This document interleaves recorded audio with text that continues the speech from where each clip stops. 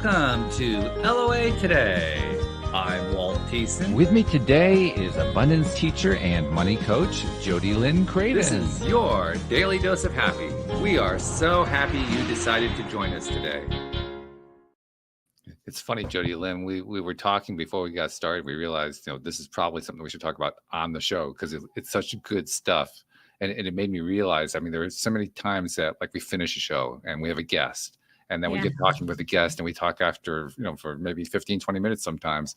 And then we say, geez, we should have recorded this. This is even better than what we talked about during the show. Mm-hmm. So let's see if we can avoid that today. Today, we'll try to talk about the good stuff on the show. We'll bring it all in. Okay, that's cool.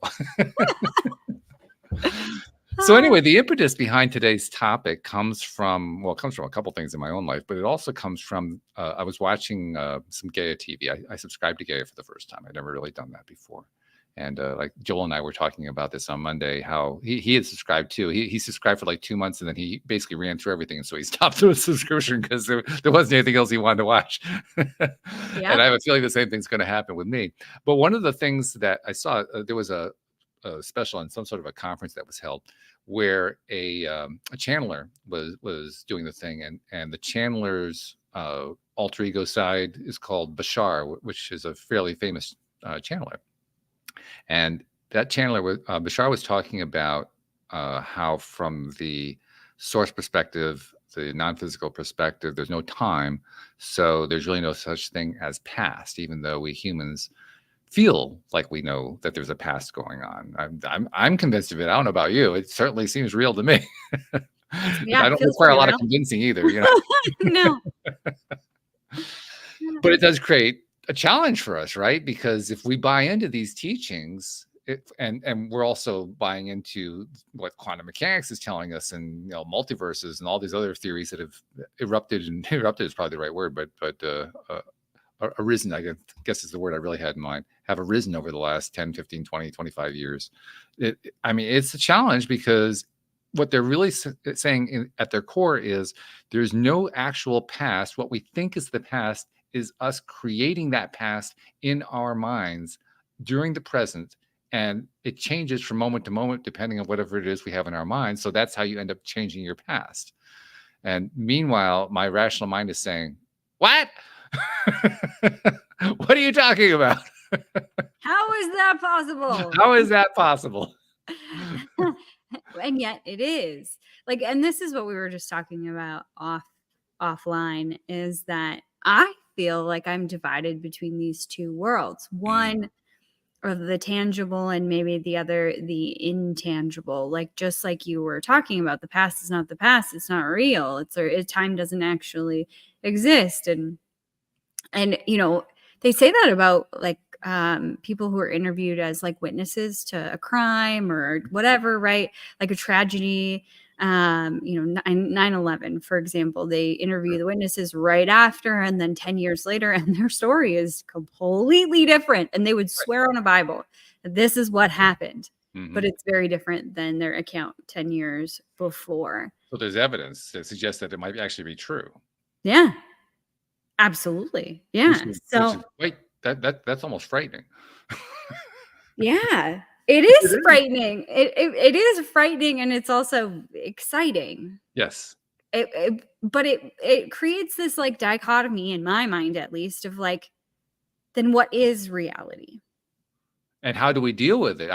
To take it to a more mundane level, you were talking about something that's a very low vibration event. It was a very painful event for many people. I'll tie it into the world of crime and the justice system and so forth, which depends upon witness testimonies about what did happen in the past. And it's well documented within judicial circles that testimonies about the same event from 5 different people are going to be 5 different testimonies because everybody has different recollections of it. Well, if you added that they have different recollections because they're all creating different pasts, how the heck is the justice system supposed to process? How is that supposed to work? It kind of throws this whole thing out on its ear. Right? It does. Yeah. It's how is that supposed to work? How's life supposed to work? Is there multiple different variations of us from the past? Well, yeah, But that's part of the theory. The theory is that each time that we come up with a new past from moment to moment, we're creating new versions of ourselves. Well, okay, now this is really getting confusing. yeah. So which version am I right now? I thought I was the same person that I was, 60 years ago. Apparently not. Well, I mean, I look better. Ah,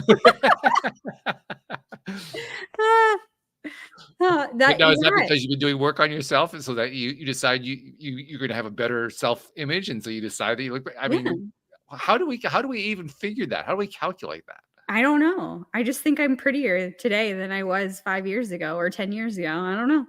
I just think I'm better with age. I'm like wine. Personally, I agree with you. Yeah. Yeah. That's just how I'm made. I'm like Benjamin Button, reverse aging. I like that. Yeah, that you've said that before too. Yeah, it's Yeah. true. But yeah, it's so interesting because our perspective and like what is perspective, but like our perspective can change and completely alter the way that we view the present as Right. well as the past. And I am a huge like advocate of that. Like spin that reality until it locks into a place that feels good for you. Like find the silver lining, find the goodness out of it, because we live in a world of contrast. So there has to be something good there. You're just not seeing it either in this moment, hasn't come yet, or hasn't dawned on you, or whatever it might be. But this is the conversation that I was having with a friend just before we jumped on, is like, what is the right perspective? Oof. There's very few things that are quote unquote right or true or accurate or absolute, whatever the word is that you want to use. It is all subjective. Yes, totally subjective. And actually, I'm glad you brought up the whole concept of right and wrong, because this is something I came to a conclusion about a number of years ago, that right and wrong was completely wrong for me. Yeah. I mean, as a topic, as an idea, because all it did was lead me into dark holes where I trapped myself. Yeah.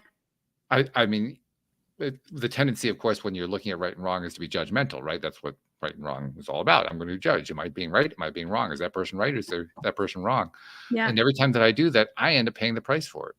I think, wait a minute, there's something wrong with the system. This is not the way the system is supposed to be. Like you said, it's supposed to be absolute. It's supposed to be, make everything clean and easy to understand. And it's doing exactly the opposite. It's making it more complex. It's making it harder to understand. And it's so subjective that, I mean, I understand now and I appreciate now just how subjective life is, because if you look at it, the things that people consider to be right or wrong can vary across the globe. I mean, there are different cultures that look at things differently. They just have different values on things. And some of the values they hold, I would just cringe at. So where's the absolute right and wrong in there? There isn't. And if there isn't absolute right and wrong, then why are we so focused on it? And yet we are. Yeah. I don't know. I think that maybe it was an intention of like honor, being honorable. And then we got into, oh, well, this is what honor looks like, or this is what right and wrong looks like. And then trying to hold ourselves to that standard of like what we're supposed to be doing, quote unquote, which really just traps us in a box, because we make up all of these things. That's, another thing that we were talking about offline is like my life. What I'm realizing is my life, like everything in my life, are things, quote unquote, that I'm not supposed to be doing, according to other people. Yeah. According to other people. And I'm like, that's interesting. And when I think about that not supposed to be doing, there's that automatic reaction, which is, in this moment, I'm realizing is the programmed reaction of fear, of like not falling in line, of being left out of the crowd, or, shunned by people. I don't know who does shunning nowadays, but like canceled, or like, this, it feels like you're going to get thrown out on the floor of the jungle. You're no longer a part of the tribe, and you're going to get eaten by a tiger or something like that, or a lion, or But really this comes down to like that response in itself is a fear response. That is the Yes. lizard brain. That is the fight, flight, freeze, Hmm. where we know that your brain doesn't work at its full capacity when you're in that that state. Like I was Hmm. going to say state of mind, but it's more of like your state of mind and state of body. Like your whole being goes through it. Your brain shuts down and only focuses on certain things. And like all animals, plants, whatever, we all have a version of this. Like a plant, if you stop watering it, it starts to suck the water back into like the stem and like the extremities, which are the leaves. They get like limp and rubbery and whatever, and you can Hmm. really tell that they're reserving water. That plant is reserving water. Our body does the same thing when it goes into that fight, flight, freeze. It shuts down other reasoning capabilities because you can't reason when a tiger is chasing you. You just have to move. Right. That's true. Yeah, but it's interesting that that's tied to what we're supposed to be doing. I think we've been programmed in that state. We have been programmed in that state. And boy, that just adds to the confusion the more I think about it. Yeah. Totally. There's one of the best quotes I ever heard came from Abraham Hicks on this topic. It comes from one of their books. Don't ask me which one. I don't remember which one it was. But they were trying to address the question of how you handle situations when somebody else is upset with you about something. And they made a really interesting point in the quote. I don't have it handy, so I can't read the exact quote, but the gist of it was this. Whenever someone is upset with you, and whenever someone blaming you for something, what they're really saying is, I don't like the way you have decided to live your life in this regard. I want you to live my way instead. And that's really what right and wrong is about. When you really get down to it, it's about, I have this picture in my mind, or this set of priorities in my mind that you should be living by. And if you don't, you're ruining my life. When you frame it that way, it's like, well, shoot, that's pretty codependent, isn't it? That's right. So here's the interesting takeaway. Right and wrong is codependent. Yeah. Absolutely it is. And not exactly right or wrong. Yeah. In fact, the whole right or wrong thing kind of falls apart pretty quickly when you look at it up close that way. Yeah, it sure does. Which there's freedom there in creating your own reality, in seeing that we're not married to one way or another. There is billions of possibilities that exist. And I say that all the time. But standing in that moment where you're on the cliff of like looking at all of the possibilities is a very different feeling. Right. Like, you know, going with that ideology of okay, well, I don't like the way you're doing it and you're going against what I want you to do.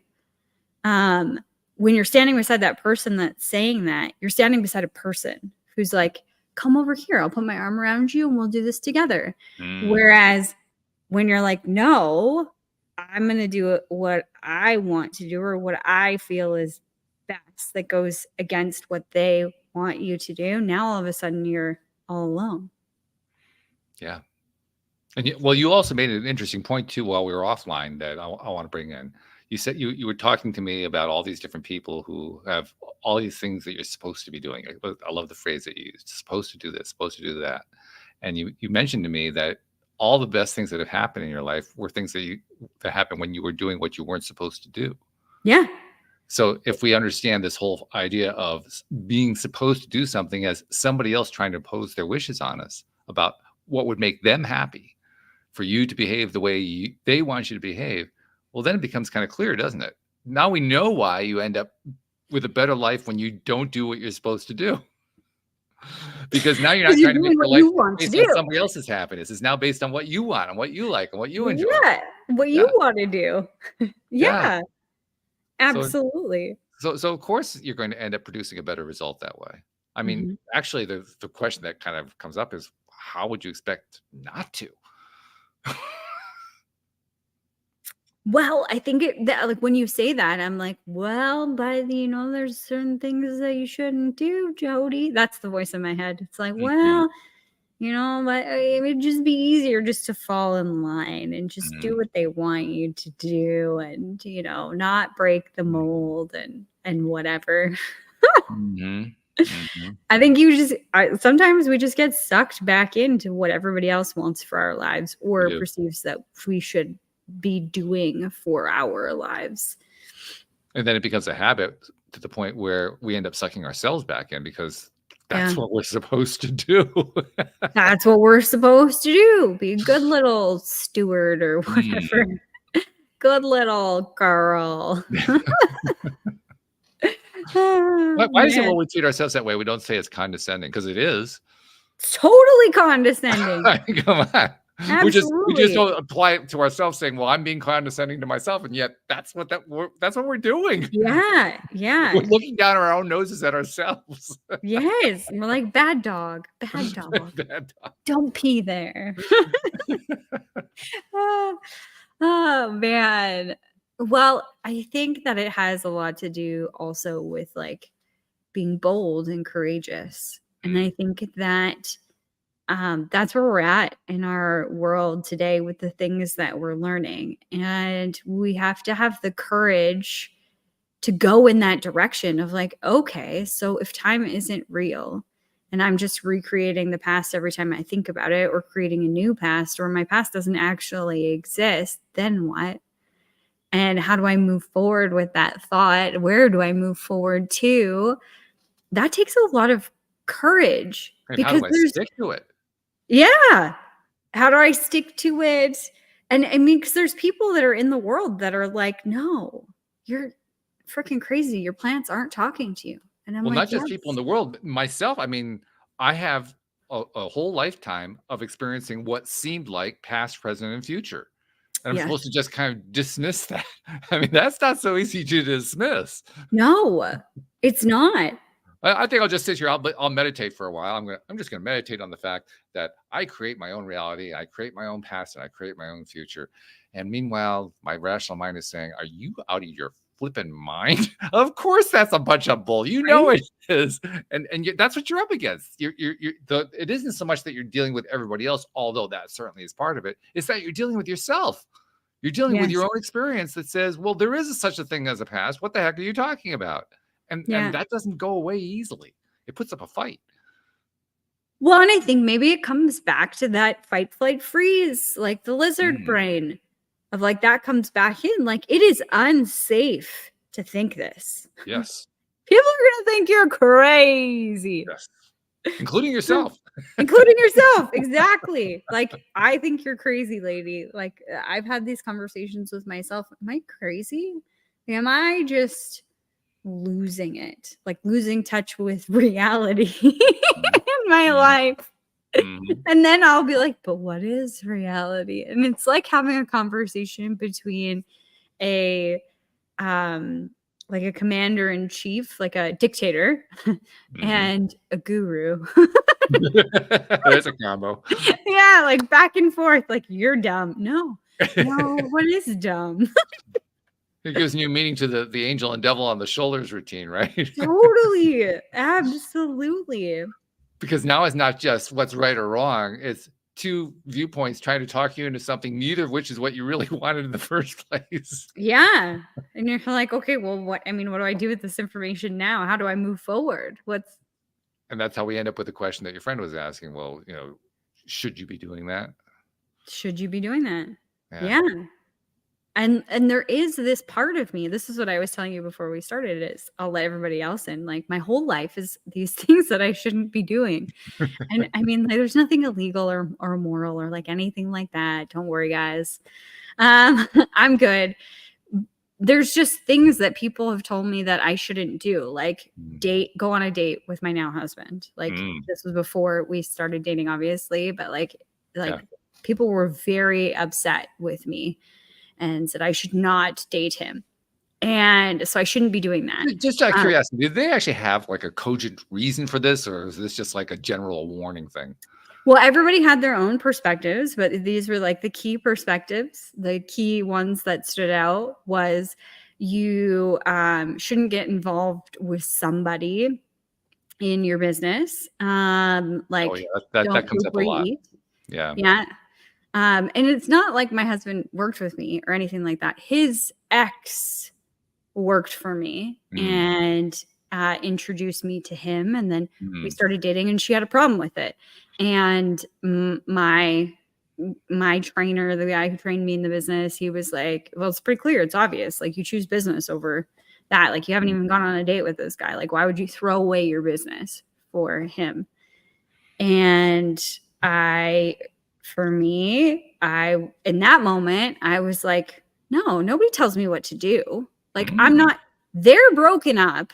She's the one that suggested I go on a date with him. And now that I am, she's upset with it. Like, they were broken up for years at this point. Like, I'm not trying to throw it in her face or do anything mean. Yeah. Like, I'm not a malicious person in any way. But for me, it came down to, what if he's the guy? And I choose to have her on my team, who I have now effectively told her she can control my life by meeting her demands. Yeah, exactly. And then I don't have him, but what if he's the one? And so I chose him. And then we got married.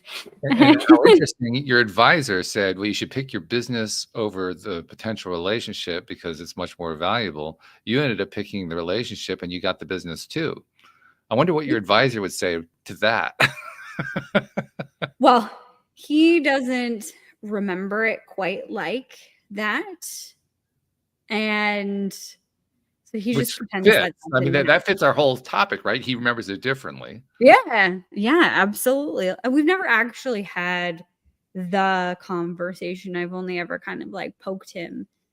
Oh yeah, you didn't want me to date Nate.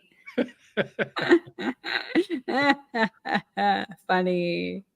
Like, everybody got over it. They moved on. Yeah.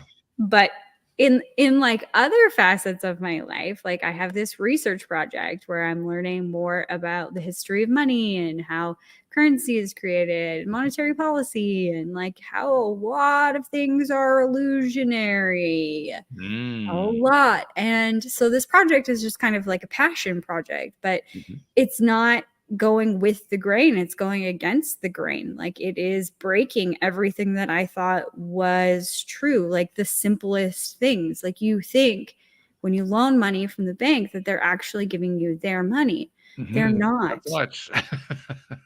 No. They don't have a reserve that they take it out of and give it to you. They just type it into existence. Like, money, there is no value behind it except for what you believe. It's just fugazi, whatever that movie says, right? Like, there's a lot. Actually, speaking of movies, it does remind me of a movie, Jimmy Stewart in It's a Wonderful Life, because in that movie, he plays the role of the lead protagonist running a small, what they call a building loan, similar to what we would call a savings and loan, and that building and loan has a run on it. At the same time that the local regular bank also has a run. In fact, it's the regular bank's run that causes a run on his bank. And so he's got all of the people, and he knows, they all know everybody. It's Bedloe Falls, I think is the name of it. Bellows Falls, excuse me. Everybody in Bellows Falls knows everybody else, right? So he knows everybody who's in the lobby. They're all friends of his. They all know each other, right? And so they're all in there demanding their money. And they're afraid because it's a bank run, and whenever it's a bank run, people are afraid because they're afraid their money's going to disappear, and so they come in asking to get their money. And of course, there's not enough money in the till to pay them all. And the way he tries to explain it is, well, your money isn't here; it's in Fred's house, and it's in Joan's house, and it's in Bill's house. That's where the money. That's how this works. And really, I mean, it's a very simplistic way of explaining it, but that's the way it actually does work. The money doesn't actually stay in the bank. They loan it out for people to do things like buy homes. When you understand it that way, it starts to make at least a little more sense, but it's also a bit like smoke and mirrors because, well, where did it go? Well, they went into the house. Well, where is it in the house? Well, it's in the mortgage money. It's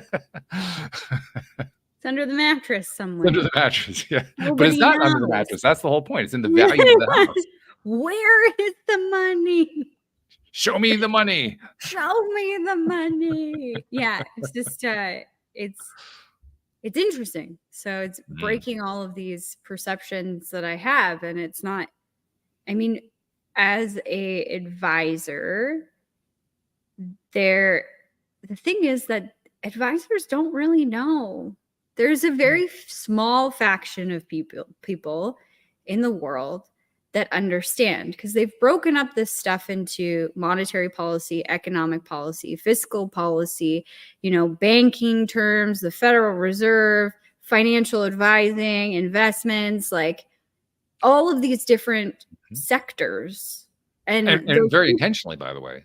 Yeah. Because even just by listing that list, you just lost 3/4 of the audience. That's the way this kind of thing works. That's right. Yeah. So as an advisor, I didn't know all of these things because that wasn't really my job, but I felt like I needed to start understanding them. And the more that I understand them, the more that I question the entire system as a whole. Like, it's all illusionary. Like, it doesn't really add up. Like, it's not what you think it is.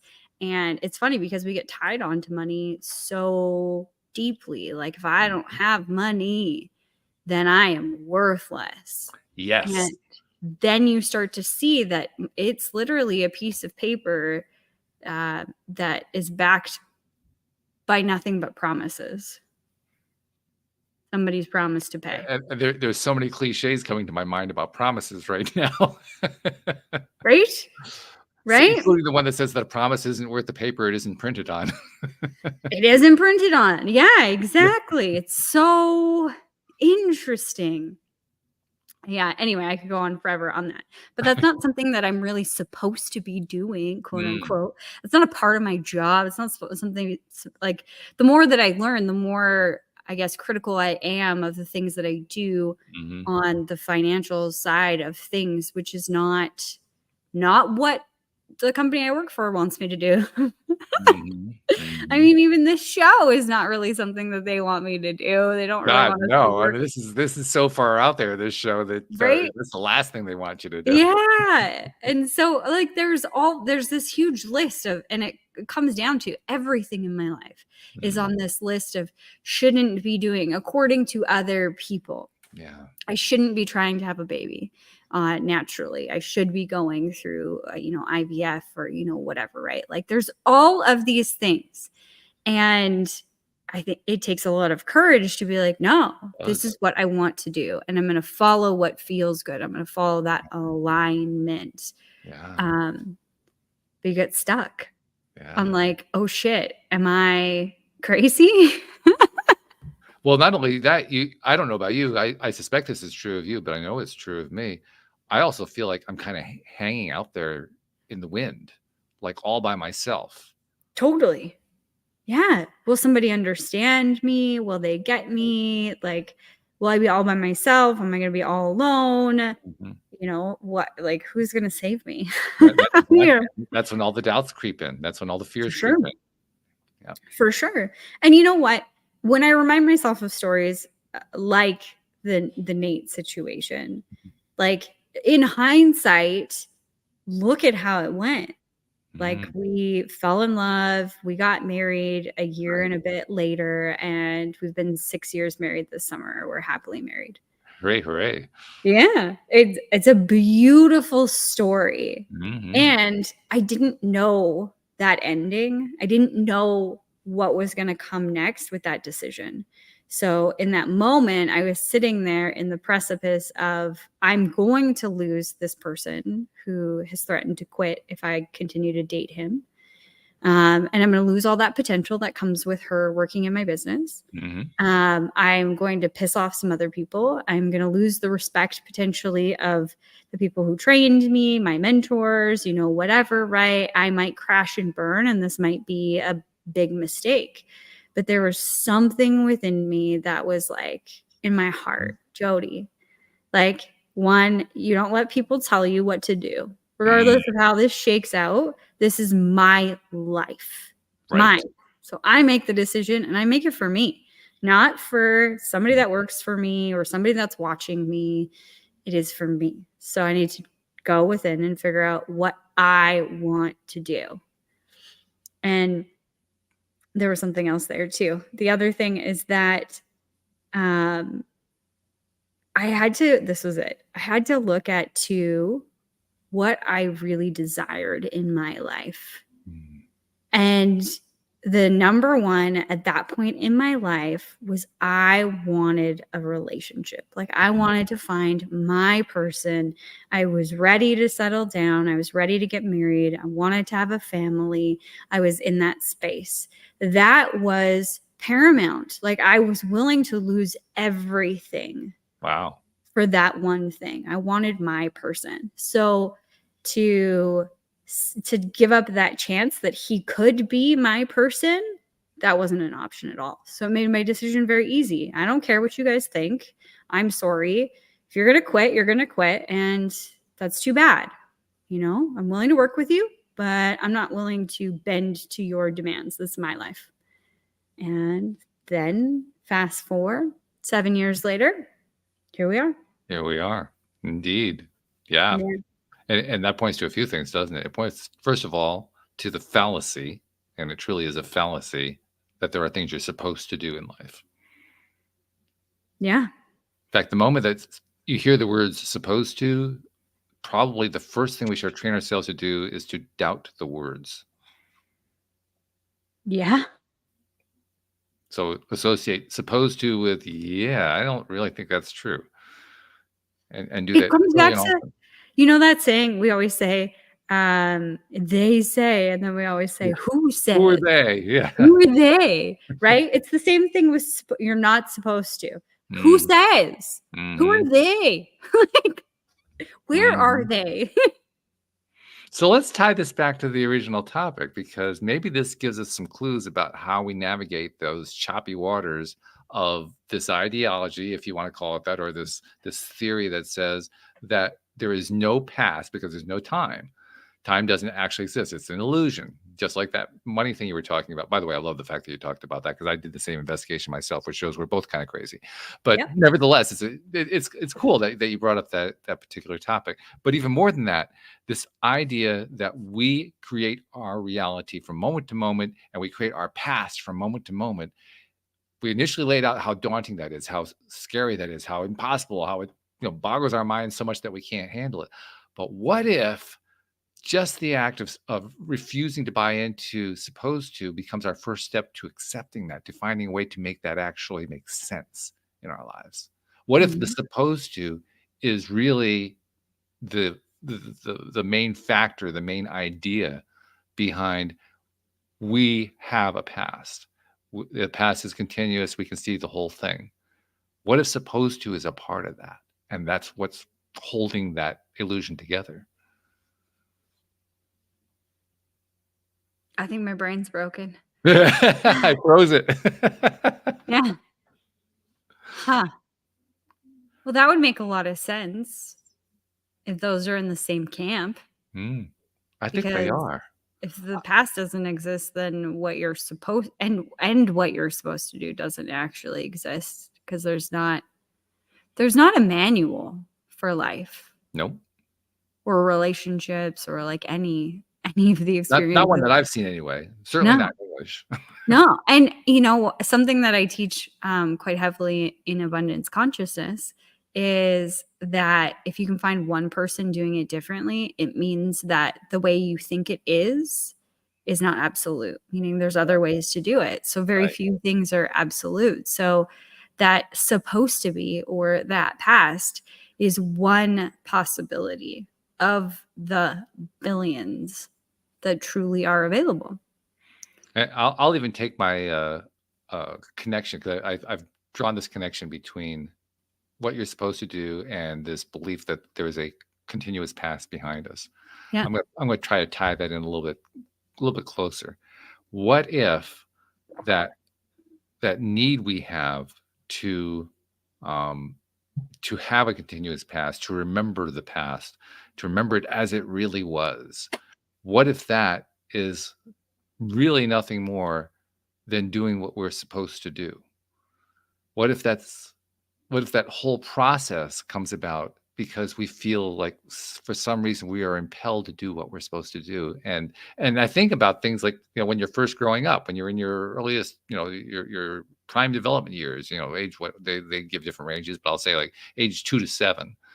What if during that period of time, that the one thing that your parents want more than anything else is for you to obey them, because that's how they feel they can keep you safe and feed you and take care of their stuff. And all, I mean, it's a key part from the parents' point of view of parenting. Well, what if that's where memory comes from? Because they want you to remember what you did before so that you don't do it again. They want you to remember this rule that they gave you and not breaking that rule. They want you to remember all these different things to suit their agenda. Yep. What if that's where the idea of the past comes from? That would make sense. It's kind of spooky.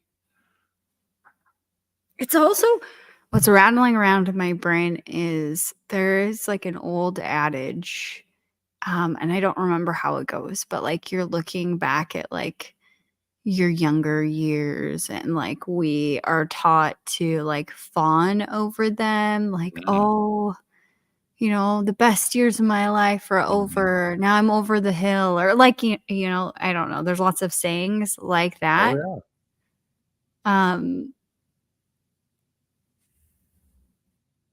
It would make sense that there is something else at play.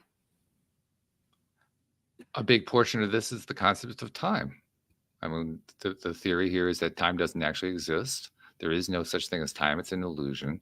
And so it leads to these distortions, including the distortion of creating a past that isn't actually there because there's no time. Well, if we carry that out another couple of steps, don't we get to the point where we're saying that time is a way to trap ourselves in a limited form of thought?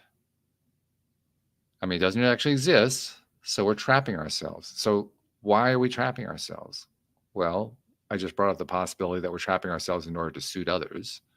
But of course, we learn over time to also do it for ourselves. We learn to trap ourselves. I mean, we set those expectations, those not supposed to's for ourselves. And then we follow the not supposed to's for ourselves, all feeding into this long chain of events that lead us to believe that there is a past, because we say there's a chain of events.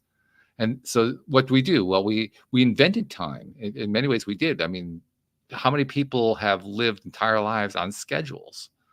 This has gone on. This is not a new thing, right? This is not with the internet. This has gone on since the first timepiece was invented, since the first, sundial was invented. When the shadow reaches that point, I want you to remember to do this or to think that. And that's creating that past time behavioral / thought process modality. Conditioning, however you want to call it. Right. Yeah. So is it possible that this whole thing about time is all about satisfying someone else? We do it because everybody else believes it. I think it's actually on the right track. I think so too. I mean, I have all this white hair. Now, what do I associate white hair with? The fact that I am 67 years old. That's what happens when you reach 67, because there's this whole past that leads up to it. I have that number of years behind me. Therefore, that's my past. That's how I end up with my age, all that kind of stuff. And the natural thing that comes out of that, this is what we all believe, right? That natural thing that comes out of that is, therefore, I'm older and my hair is turning white and I'm going to reach the point where I decay and die. And that there's a whole thought process that's in there. And that thought process gets carried on continuously. We keep recreating it moment to moment because we believe it's true. Yeah. So it's infiltrated. Time has infiltrated our entire life. Completely. And nothing actually exists. So here becomes the real big challenge. How do I shake that belief? I mean, I think I'm pretty convinced now it's just a belief I created. Mm-hmm. I mean, and it's affecting me in a lot of different ways because I created that thing on an ongoing basis. It's a continuous creation. So it's going to keep affecting me as long as I stick with it. Yeah. Well, and I think one of the questions that I would ask if I was in like a coaching capacity is, Mm, what is the benefit? Because we don't do things without a benefit, and the benefit might be twisted and sure. make no logical sense. But to some part of you or your person or whatever, and some part to me, and my person, like somewhere within me, there is a benefit. Why I lean on this, like the not supposed to. Why do I go back to that? A benefit could be literally to keep me safe. Hmm. Like I don't want to be outside of the crowd, because that, like being seen outside of the crowd, you might be weird and then you're a target and like whatever. So Hmm. what's the benefit of believing that there is a past and that time does exist? There are a lot of benefits. Yeah, I There, think there so. really are. There are a ton of them. Like the fondness of memories and Hmm. experiences that you've had, like, and it's so weird that a part of this conversation feels very familiar to a like victim Mm, versus being victimized conversation, yeah. because a lot of times when you're a victim of anything that's traumatic, um when you're in the process of letting go of that stuff, a lot of times what will come up is, who am I without this? So if Mm. we're letting go of the past, like it didn't happen, are we also letting go of all of those juicy experiences that we had throughout, the versions of us that we liked or didn't like or grew through, and like our moments of pride and, excitement and joy and triumph? That raises another interesting question in my mind. One of the things that particularly people in spiritual circles who are trying to explain how all this stuff works often like to rely upon in their explanations is the idea that we come into this life with a veil over our eyes so that we can't remember our past, we can't remember past lives or anything like that. And that this veil is intentional for a variety of reasons that are given. Well, what if it's that there's no past? What if that's the actual reason for the veil? Because then you would see it all at Well, once. not so much that you would see all, but since there is no time, there is nothing to see. What now? And now the whole question of what they call Akashic records comes into it. So, what is an Akashic record? If it's not a record of the past, what is it a record of? And Well, see, what does it mean to say that it's even a record? Because isn't record tied in our language to something that was recorded in the past?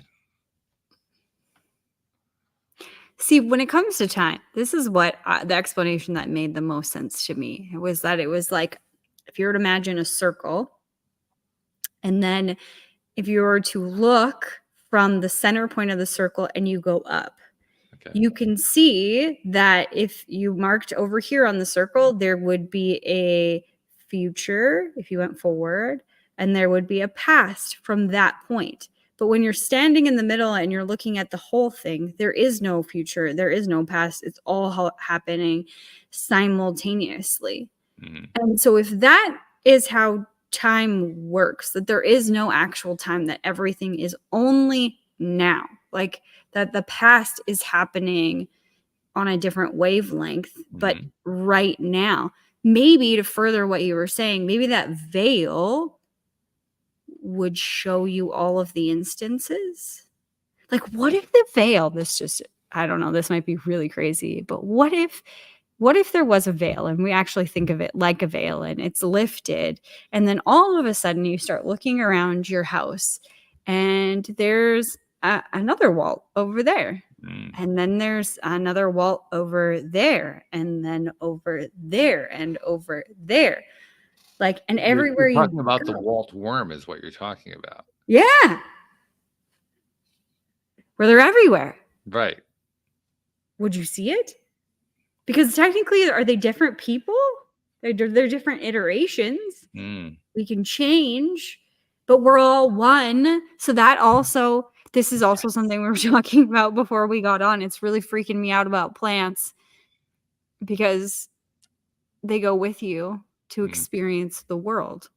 Yeah, tell There's- people about that. That because we didn't really touch on that during the show. So bring people No. up to speed on that. Okay, phenomenon. so there is scientific data of that. If you care for your plants and whatever, they've hooked them up to these machines, and then they had the caretakers go and do other things, whatever that might be. And this one guy, he goes to a surprise birthday party, and they all yell, "Surprise!" And at that very moment that the surprise was happening, the plant has a reaction, like they are there with you. Mm-hmm. And they are connected to you, which makes sense in terms of like we are all one. Right. But it really started to like impact my thought processes when I was thinking like not necessarily we are one, but we are connected. And so everywhere I go, because that plant is just consciousness in a different form, but their form is what we see. It's a cucumber plant. It's a pumpkin or whatever it is, right? But it is connected to me and living life through my experience everywhere I go. So maybe there isn't a bunch of different Walts, but maybe if that veil, just follow me here because it's getting crazy. Maybe if that veil was completely like severed, we would have the capacity to feel in real time any one of those moments, like just like that. So like now we're faced with a real conundrum because we have two on the one hand, on the other hand situations. On the one hand, there is no past because there's no time, so there's nothing to remember. On the other hand, there's everything to remember without any time being passed. So we have a zero information universe and a 100% all the time information universe. I mean, those are about as far apart from each other as you can get. Then you bring in that study of observation, where they were like hitting balls against it wasn't balls, but like electrons against the double slit experiment. Yeah. Exactly, the double slit experiment. And when you were watching it or when you were thinking of watching it, it changed what happened. So now there is not only what is happening without the observation, but there is also what is happening with the observation, also both things happening. This is where our minds are boggling. That's why we're kind of pausing here. Like, okay, how do we unravel that one? And all of this comes to a 0 point, I think. Yes, of singularity. Of singularity, where we are all one. And I really do believe that. I think that we're all fractals of this higher source, having different experiences. Now I know this about the plants. Freaks me out that they're coming with me. Like I honestly think about it like, oh, I need to have a good experience today because I'm like the representation for the plants out in this world. Like they're only here for the summer, so I got to show them a good time. Like I got to be a good house. What is it like when you take care of people when they're at your house? A caretaker or a caregiver or like when somebody comes, hostess. A hostess. Oh, okay. I need to be a good hostess. Show them a good time. well, I'll make it even more complex for you. No, don't. It's not just the plants that we're tied to. We're tied to everything and everybody. So we have these same kinds of connections with everything. I mean, the responsibility level is absurd here. Yeah. So once again, all I can point to is if I don't want to drive myself crazy with that, I have to be focusing my attention on what I want to do with my life. Because the moment I start giving attention to what all of the rest of that wants me to do with my life, the supposed tos get so large and so overwhelming, you can just drown in them. Yeah, and they're all fake. Because we don't know who said them. We don't know who said them. Even if we do know who said some of them, but still. Well, maybe, it still ties you up in knots because you're completely living your entire life. You're letting everybody else be vicarious through your life except you. Yeah. We stopped living and started for ourselves and started living for everyone else. Yeah. Whereas if we flip it around and we say, well, I'm going to make decisions that are right for me, they can still live vicariously through you. Sure. It's just, I want to go down this road and we're going down this road. So come or don't come. That's okay. So that kind of raises, for me, it raises the idea of how this whole thing sums up. What if we are all living vicariously through each other? What if that's part of why we come into this life? To live our own life and then to have a certain degree of vicarious interest in other people's lives. Maybe that's where the supposed to also comes from. Tell me about Because, that.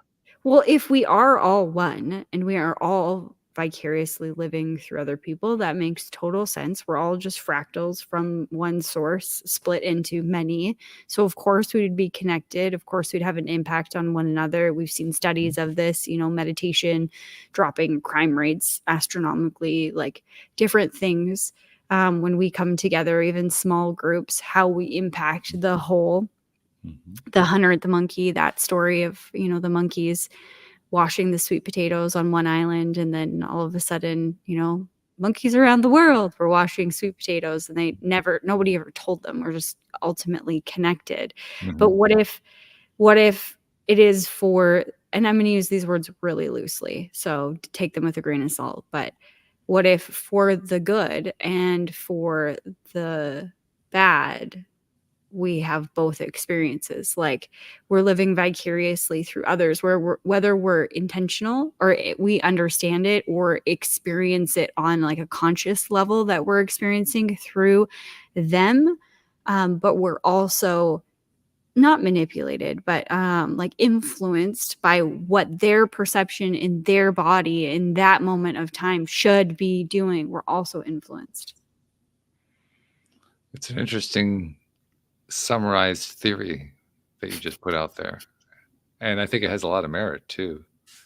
It also reminds me of something. I'm reminded of particularly physicists who are still on the non-quantum mechanics side, because there are some. I saw an article someone had posted online. They come very much from that.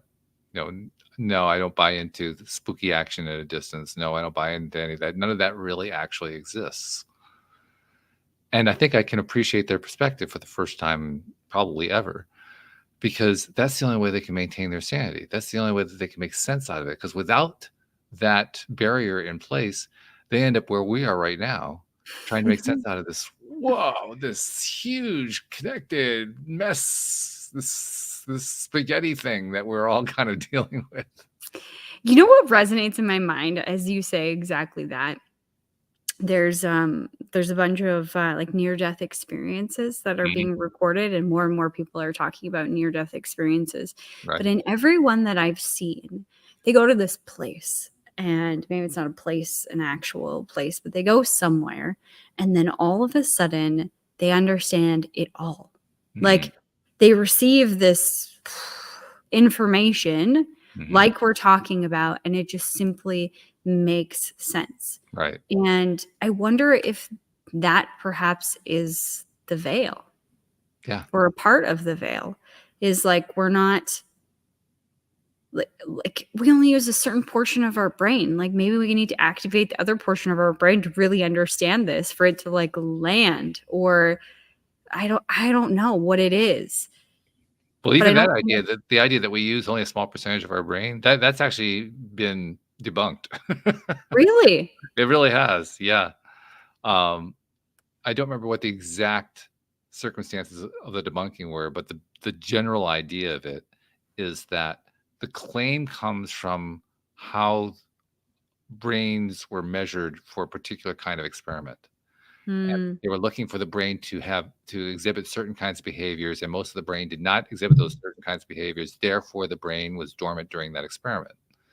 But what they've since come to realize is that just because the brain isn't responding to that doesn't mean the brain isn't responding. Just because the brain doesn't think that way doesn't mean the brain isn't thinking. It's just that it doesn't think that way. In other words, that one case is what they were trying to build an entire brain society on. And it doesn't work that way because No. it's kind of like saying you can never take a break, because the moment you take a break, that's proof that you're dead, because you've stopped. You know, I'm alive. I really am. I'm alive. Oh man, that's so funny. So Mm. what all that adds up to for me is I can not only let go of the idea that we only use a percentage of our brain, a small percentage of our brain, but I'm actually becoming more and more convinced that not only do we use all of our brain, but we use it quite effectively, far beyond what many of us are willing to acknowledge. And for good reason, because there are a lot of things that if we are creating this reality over and over again, and I think there's a lot of evidence to suggest that we really are, Yeah. my God, are we powerful? Yeah. I mean, think about that. There are. Yeah. And from our perspective, it's like we are able to do this, and so we get into the habit, and so it becomes easy. But what's so easy about recreating reality over and over again continuously? There's nothing there's a lot of energy being expended in that. Calling that easy is kind of an insult in one sense of the imagination. Yeah, if you really knew how much it took. Yeah. Hmm. I heard a speaker on that the Gaia channel. She was what was she? She was a past life regressor, I think. And she has these really interesting recordings of people who had gone through past life regression, telling from their perspective, that they're part of some alien race, or all this stuff that's really very far out there. But the point that she made when she was finishing up her talk was, we tend to think of ourselves as human beings as being these relatively not controlled, but well, in some ways controlled, but weak, not terribly developed, still learning, all that kind of thing. And yet, from her perspective, and there are races of alien people living from other planets and so forth who think we're the most powerful people in the universe. And the reason that she gives for that is that humans, according to her telling of it, have the greatest ability to express things with emotion, and emotion is the power behind ideas. Well, that kind of turns it on its ear, doesn't it? Because we thought up until that point was made that we are not all that powerful. And now we're finding out, well, what if we really are? What if that's what's really going on here? What if this whole conversation that we're having about, is there a path and so forth, is really just us exercising just how freaking powerful we are? I think it is. Do you? Yeah. I think it is. And I think maybe that's the great remembering. That's the veil, is like seeing how powerful you are. Because I think in society, we've been taught that believing that you are powerful or that you're impactful in this world is somehow egotistical. And like, don't do that. Don't be like that. You shouldn't be so full of yourself. You're too much. And we've been told that so often that we believe it and we forget that we are creating the reality around us.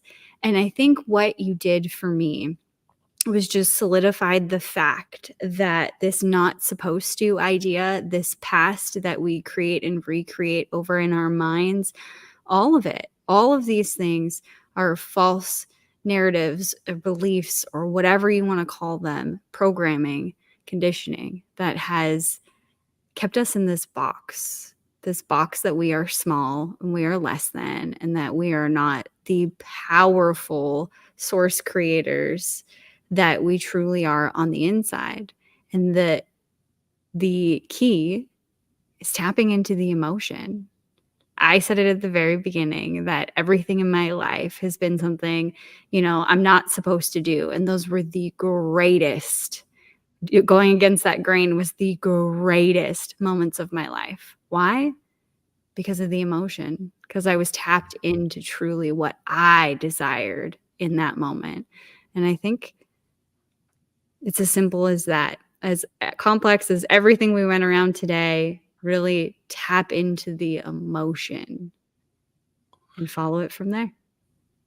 You know how when we have a guest, at the end, I always ask you to tie it together with a bow. You did it today without me even asking. It just came out. It just came out. Like, wow, you just tied that together fantastically. Thank you. I couldn't even me. fathom putting it together that well. That was beautiful. Wow. I think we found our stopping spot for the day. I mean, my goodness, that was good. It was a beautiful conversation. It really was. Thank you so much, JodieLynn. I can't wait to have the next one with you. Thank you, Walt. And thank you to our podcast listeners everywhere, especially those of you who hung out this long. Look what you got at the end. I mean, my goodness. We'll see you all next time here on LOA Today. Goodbye, everybody.